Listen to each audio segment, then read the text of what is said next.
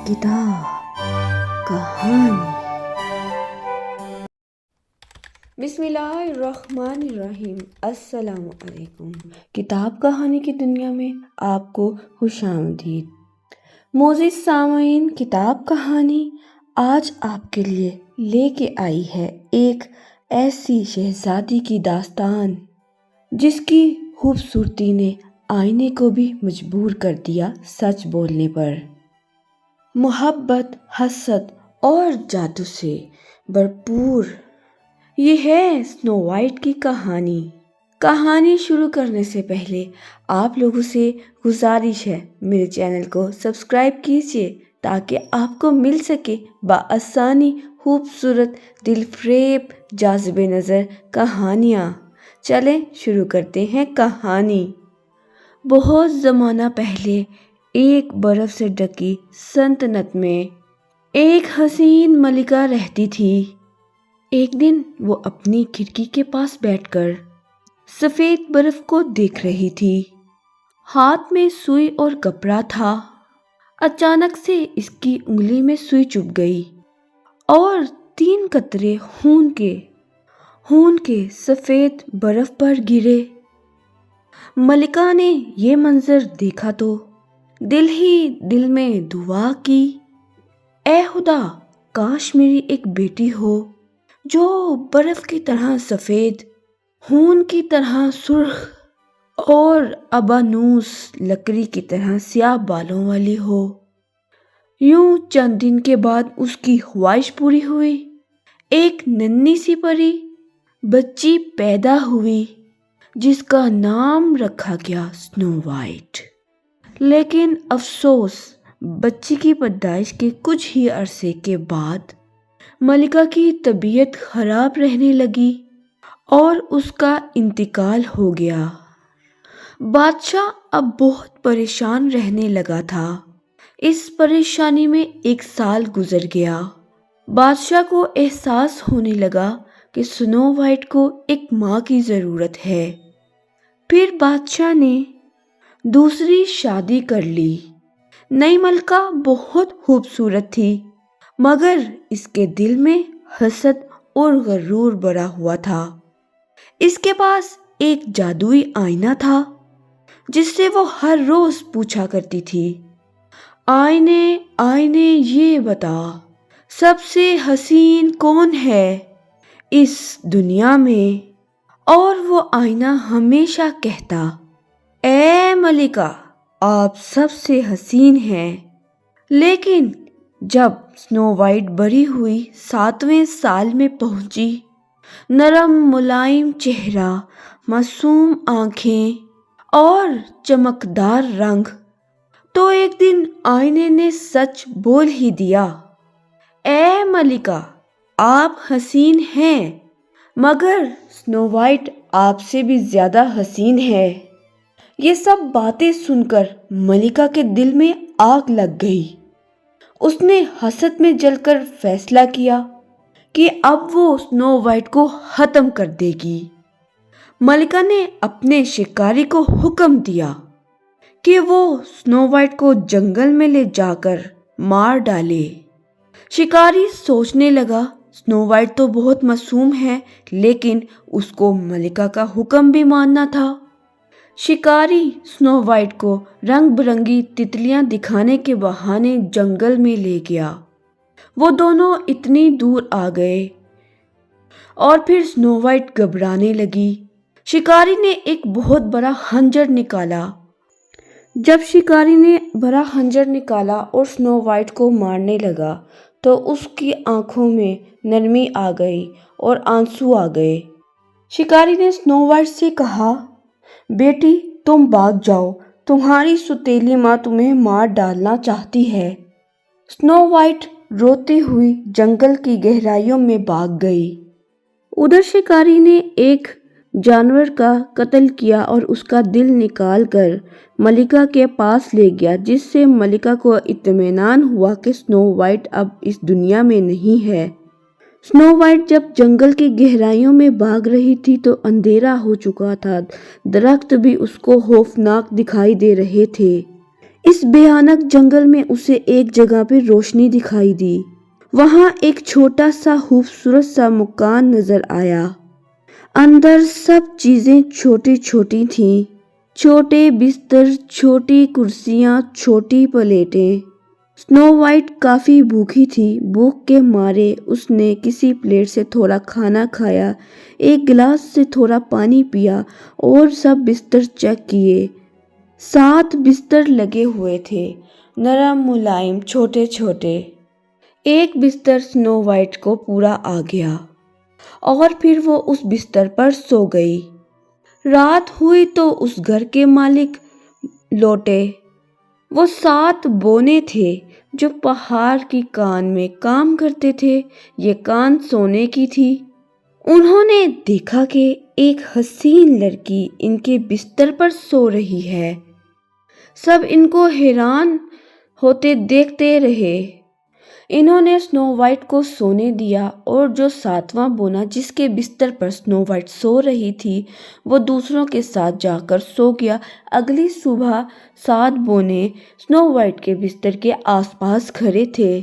جب سنو وائٹ جاگی تو سنو وائٹ نے ان کو دیکھ کے رونا شروع کر دیا اور سنو وائٹ بہت پریشان ہو گئی۔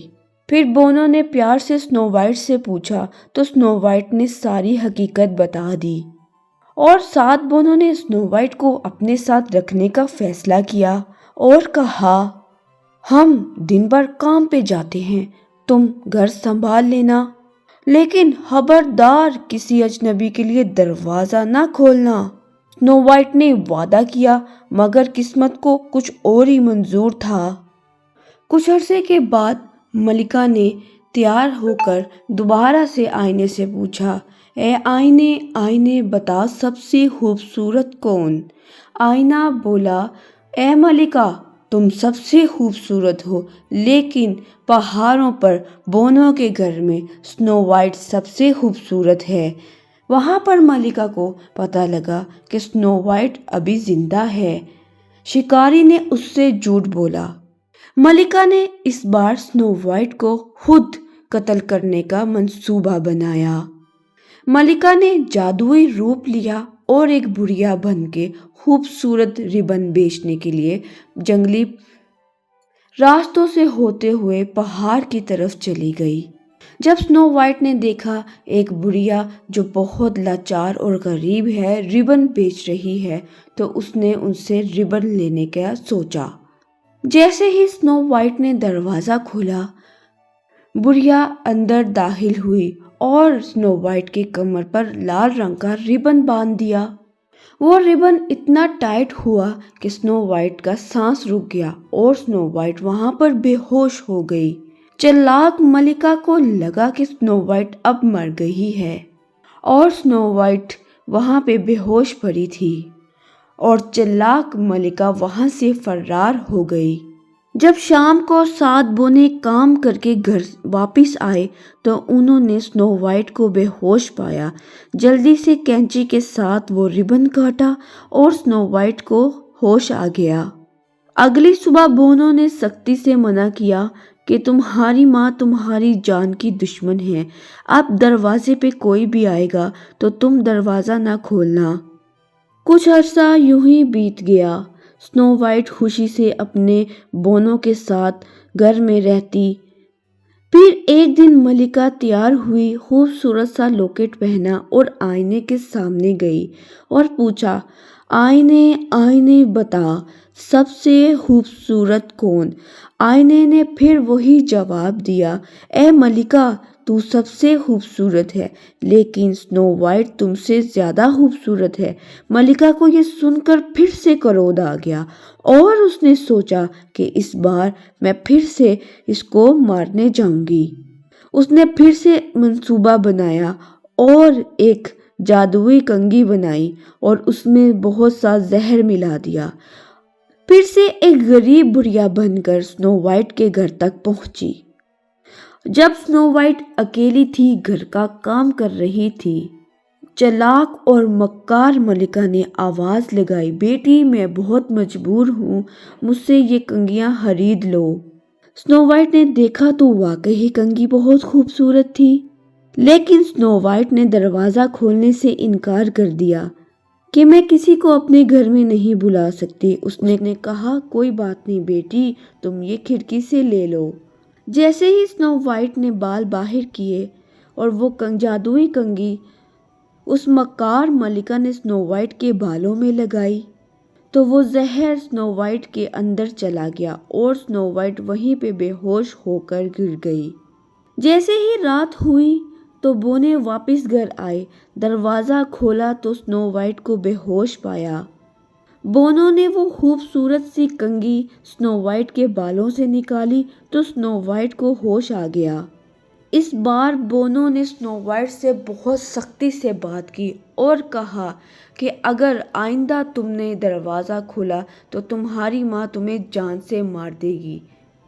اگلی صبح بونے کام پر گئے اور سنو وائٹ سے کہا خبردار کسی اجنبی کے لیے دروازہ نہ کھولنا۔ سنو وائٹ نے وعدہ لیا مگر قسمت کو کچھ اور ہی منظور تھا۔ ملکہ نے پھر سے اپنے آئینے سے پوچھا، اے آئینے بتا سب سے خوبصورت کون ہے؟ اور آئینے نے پھر سے وہی جواب دیا۔ اس بار ملکہ کو اور زیادہ کرودھ آیا۔ سنو وائٹ کو زندہ دیکھ کر بہت زیادہ غصہ آیا۔ ملکہ نے اس بار ایسا زہر بنایا اور ایک خوبصورت سیب لیا جو آدھا ہرا اور آدھا لال تھا۔ غصے میں آ کر اس نے خود ایک بری عورت کا روپ دھارا اور دروازہ کھٹکھٹایا اور اپنی مجبوری کا اظہار کیا، اے میری بچی میں بہت غریب ہوں، میری مدد کرو، دیکھو یہ کتنے خوبصورت سیب ہیں، تم انہیں خرید لو۔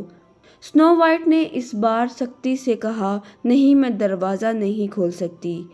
اس نے سنو وائٹ سے کہا دیکھو کتنے سرخ سیب ہیں، کتنے خوبصورت سیب ہیں، یہ تمہارے لیے ہی بنے ہیں۔ سنو وائٹ نے انکار کر دیا۔ اس مکار ملکہ نے کہا اگر تمہیں یقین نہیں تو میں تمہیں کھا کر بتاتی ہوں۔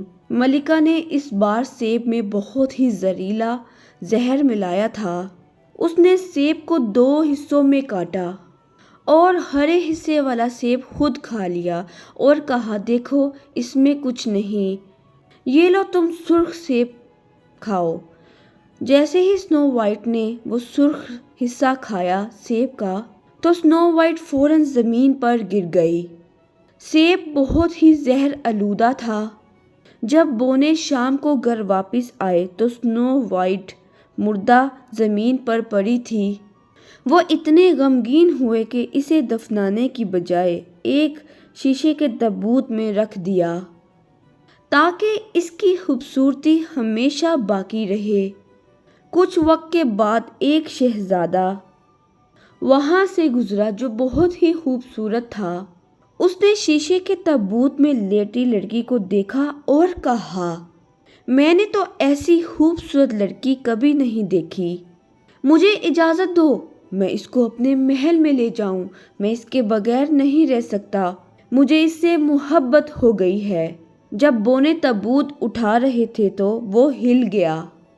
سیب کا ٹکڑا جو سنو وائٹ کے گلے میں پھنسا تھا گلے سے باہر آ گیا۔ سنو وائٹ جاگ اٹھی۔